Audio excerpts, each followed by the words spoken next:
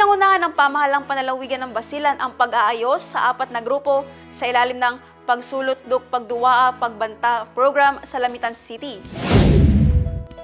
Pinangunahan ni Governor Mujiva Taman ang Pagsulot-duk Pagduwaa Pagbanta program o pag-aayos ng 4 na grupo noong May 18, 2026 sa Raayat Hall, People's Capital, Santa Clara, Lamitan City.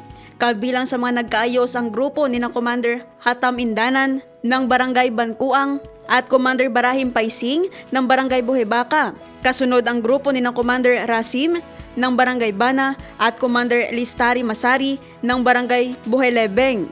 Formal na patunay ng pagkakasundo ang nilagdaang Amicable Settlement Agreement ng 4 na grupo sa harap ng mga opisyal at mga lider. Binigyang diin ni Governor Mujiva Taman na ang diwa ng pagkakasundo at kapayapaan ay para sa susunod na henerasyon at sa kapakanan ng buong mamamayan. Layunin ng programa na wakasan ng alitan, maghatid ng pagkakasundo at mapalakas ang pangmatagalang kapayapaan sa komunidad. Nagpapasalamat din ng tanggapan sa mga opisyal at lider na nagpahayag ng kanilang suporta sa pagpapatupad ng hakbang na ito.